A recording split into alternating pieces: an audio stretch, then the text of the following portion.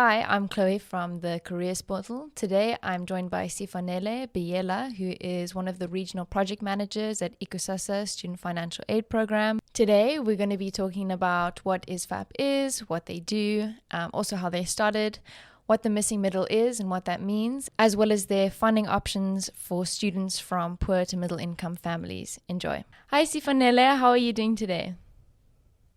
I'm very well, thank you. How are you, Chloe? I'm doing very well. Thank you so much for joining us today. So Not a Sifanele is one of the regional project managers at Ikusasa Student Financial Aid Program. And today she'll be joining us to talk to us a little bit about what the Ikusasa Student Financial Aid Program does, the bursaries that they offer, and all of that sort of good stuff. So we're going to start off. And could you maybe just walk us through what is the Ikusasa Student Financial Aid Program and what do you guys do?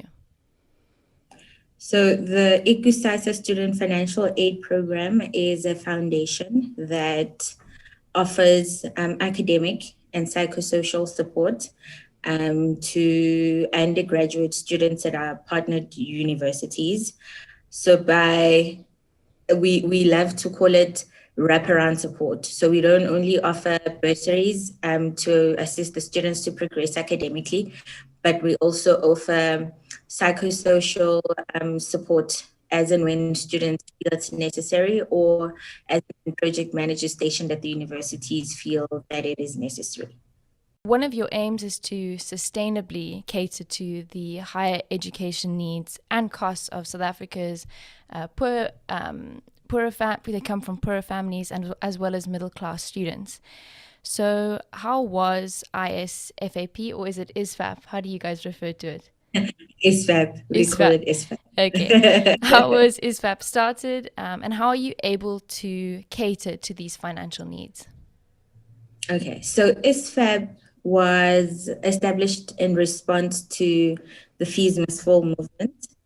And during that time, the Minister of Higher Education and Training at the time put together a ministerial task team that was tasked with sort of identifying alternative, operative, and funding models to sort of respond to the cries for free education in South Africa and to support poor and missing middle students.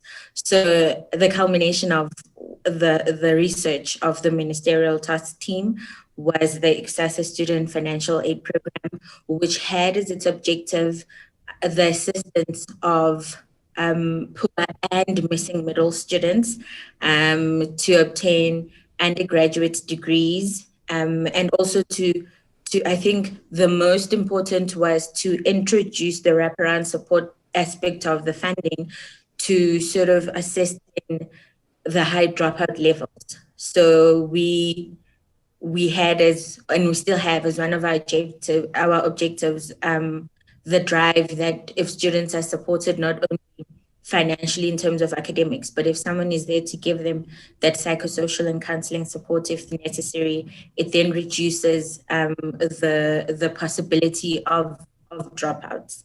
So that's how ISFAP then came about. And so we're currently still maintaining that same objective.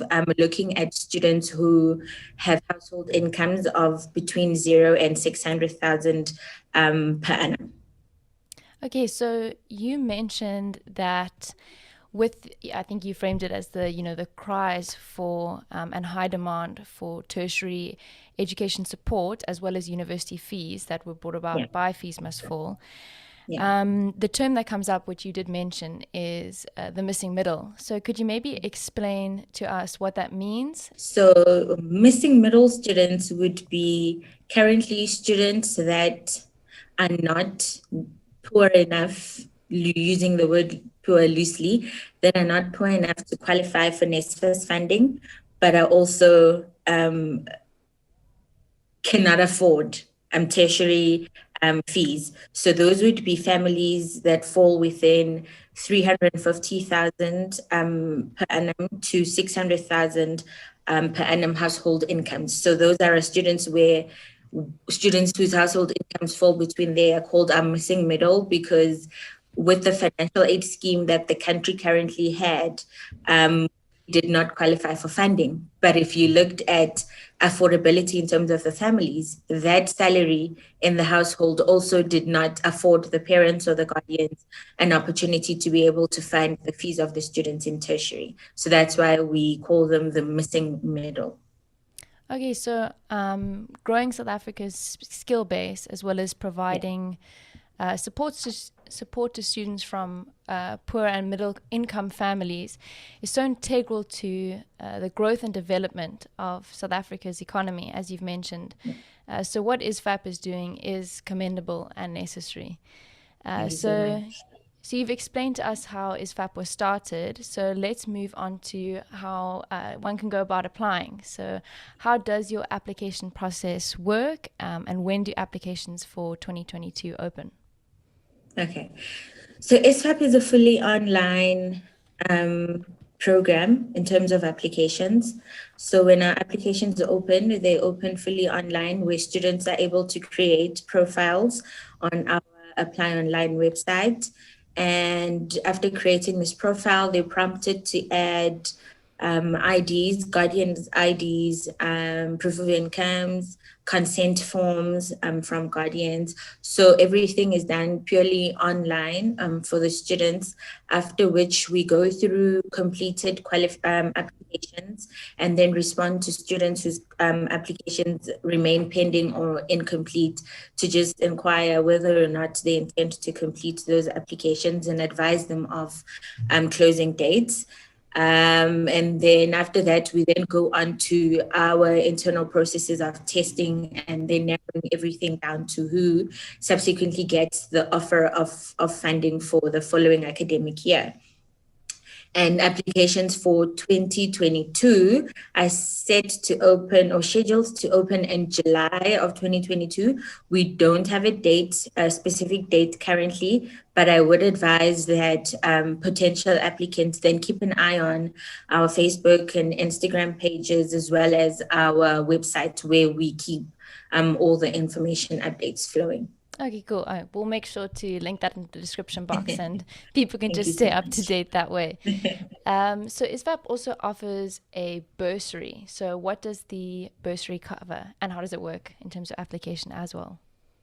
Okay, so when students get an offer from ISFAP, we also send contracts for them to sign, which are funding contracts that basically stipulate what we are going to cover in terms of funding and the effective date of that funding.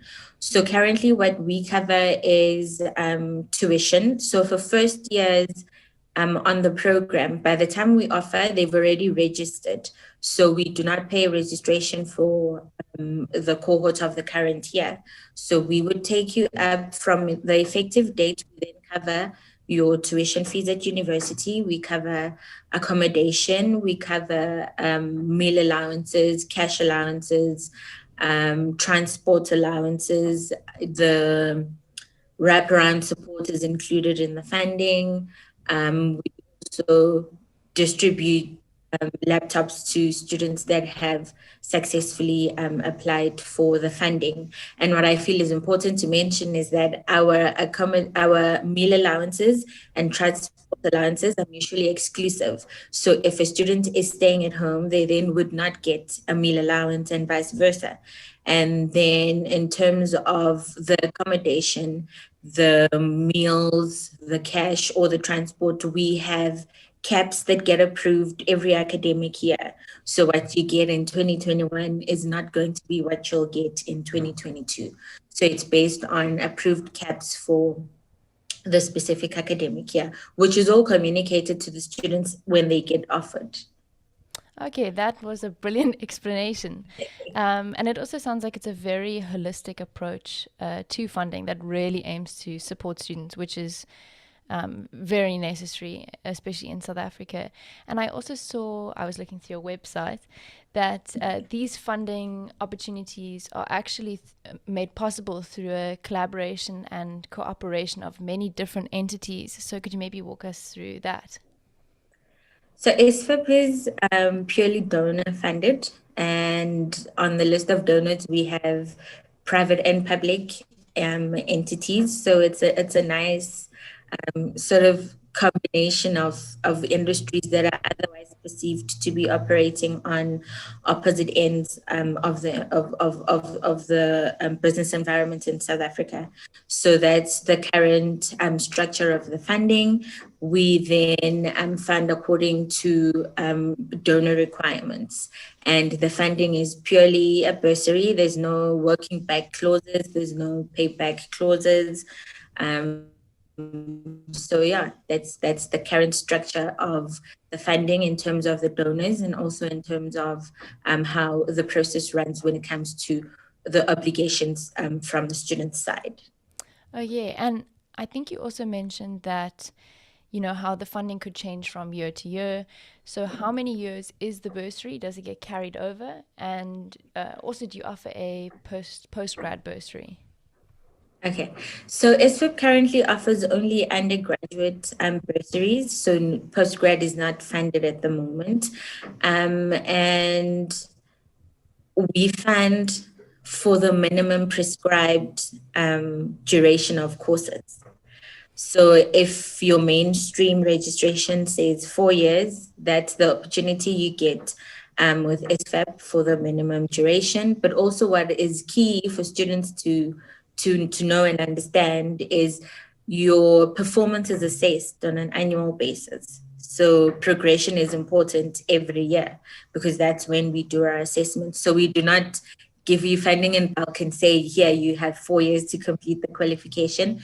But we then monitor on an annual basis per academic year the performance of the students. And then students who unfortunately then no longer meet the requirements then lose their funding. Okay, Yeah. so So it's purely performance based. Yes, yes. So what Yeah. would these requirements be? Is there an aggregate that you have to maintain? So any module or course that will add to the minimum prescribed period is where the difficulty comes in terms of retention of the students. So if you do fail a major subject or a subject that adds a semester or a year to your qualification, then that's viewed as unsatisfactory performance. Okay, I see. And does ISFAP fund students from all universities, or are there particular universities that you focus on? Okay, so for now, we currently have 11 universities that ISFAP has partnered with, that we provide funding for the students who are based at those universities. And these have been universities where they align with the objective of ISFAP, which is to have a balanced combination in terms of students from previously disadvantaged backgrounds, but also making sure that skills that are critical skills or occupations in high demand are available at those universities, and also cost effectiveness comes into play. So these are universities that were carefully selected, and ideally one would like to be available at all universities, but as a program and foundation that hasn't been around for long, I guess that is something that can be a prospect in the long term in terms of the sustainability and advancement of the program. Yeah, I mean, for sure. You guys have only been around for, what is it, 5 years, Since 6 years? 17, 18, 94. I think this is the 5th year. Wow. I mean, it's incredible what you guys This have is the achieved 5th so year. far, for sure. So Definitely. maybe, I yeah. think what is important is when you have a program that responds to a necessity or a need, it's easy to get buy-in and support.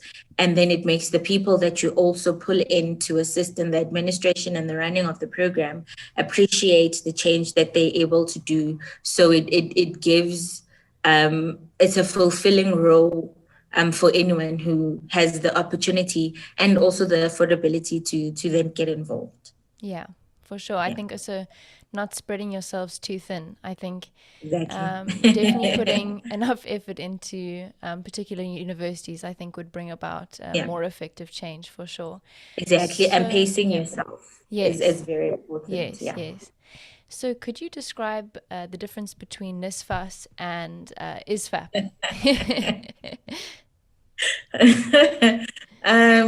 So NSFAS is a government financial aid scheme, and I think that's where the big difference between ISFAP and NSFAS lies. Is that NSFAS is a government scheme, and ISFAP is a foundation that's donor funded and not under government. And two, the funding criteria or our target market differs in the sense that NSFAS purely looks at students classified as poor. That's your 0 to 300,000 rand per annum household income students, whereas ISFAP focuses on poor and missing middle students, which would be your 0 to 600,000 household income brackets. Okay. And Yeah. could students be funded by both NSFAS and ISFAP or not? No, not at all. And I think the important thing to note here is we are trying, I think NSFAS and ISFAP, the aim is to try and reach as many students as possible and afford the opportunity to as many students as possible. And if we have instances where students are double dipping, which is when a student has more than one funder. So in instances where you have double dipping, it then narrows the reach of the different programs to students that could also use the opportunity of getting support financially. So we do not find students that already have funding. That's one of the controls that we have in place when we offer funding, is to confirm whether or not a student has existing funding. And if you do, the offer then gets withdrawn or we don't send out the offer. Yeah, no double dipping allowed. So, either when your fees are paid off or when your bursaries come to an end, can you still get mentoring through ISFAP, or how do you guys prepare students for the working world? So ISFAP being a program that offers academic and wraparound support. So the skilled part of it and the preparation part of it falls under your wraparound support, because it's not only limited to psychosocial support.